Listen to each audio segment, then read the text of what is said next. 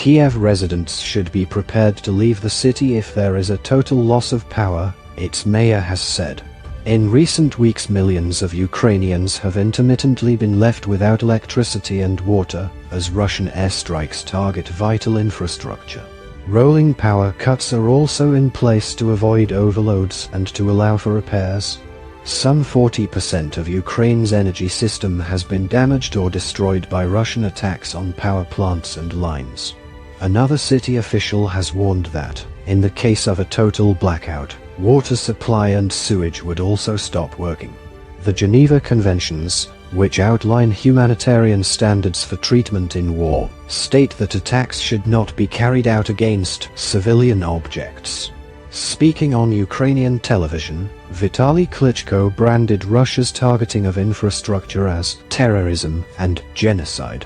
Russian President Vladimir Putin doesn't need us Ukrainians. He needs territory, he needs Ukraine without us, the former heavyweight boxer said. That's why everything that is happening now, strikes on infrastructure, is genocide. His task is for us to die, to freeze, or to make us flee our land so that he can have it. That's what the aggressor wants to achieve. In winter in Kiev, the average temperature is below freezing and drops even further at night. Mr. Klitschko said that while authorities are doing everything to keep the lights on and water flowing, he was ensuring preparations were in place for different scenarios. Kyiv's 3 million residents should make arrangements to stay with friends or relatives who live in the suburbs who still have water and power, so that they have a plan in the worst-case scenario if the supply to Kiev is lost, the 51-year-old said. He added that the authorities were stocking up on fuel, food and water, and residents should do the same. At least 1,000 heating shelters are being set up across the city where people will be able to get warm in an emergency. Kyiv's director of security echoed the mayor's comments in a post on messaging app Telegram. He stressed that city officials were making preparations and denied some media reports that Kiev was planning to imminently evacuate civilians. There are no reasons to talk about the evacuation at the moment, Roman Tkachuk said. Yes, we are drafting various plans, teaching people to react and be ready now.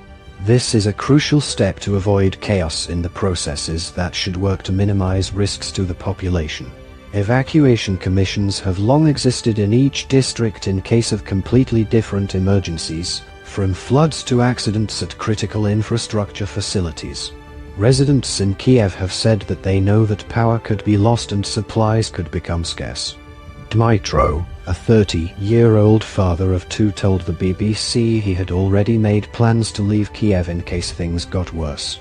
He has stocked up on fuel, bought generators and will move his family to his grandparents' home on the outskirts of Kiev. He said he began making the plans after authorities announced that they were going to open heating points 2 weeks ago. I understood from that there will eventually be no electricity, he added.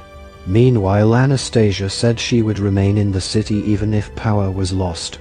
The 36-year-old said she felt safer in the city than outside it and that her apartment was warmer than a house in the country. Our defenders sleep on the ground, so we will manage to stay in our apartment even without heating, she added. Likewise, 66-year-old Victor said that while he took the authorities' advice seriously, he didn't plan to leave because he had already stocked up on supplies. I don't have anywhere to go outside of Kiev, he added. In recent weeks, a clear pattern has been emerging in the war. The more losses and setbacks Russia suffers, the more its commanders punish Ukraine's civilian population in the hope of so demoralizing them that they plead with their government to sue for peace, says BBC security correspondent Frank Gardner. Also on Sunday, Russian-installed authorities reported power and water loss in occupied Kherson, blaming a Ukrainian strike on nearby power lines. The city fell to Russia within the first days of the war, but as Ukrainian forces advance, they have their sights set on retaking it. Kiev accuses Russia of forcibly deporting Ukrainian civilians, which is considered a war crime, but Mr. Putin claims people are being moved to safer areas.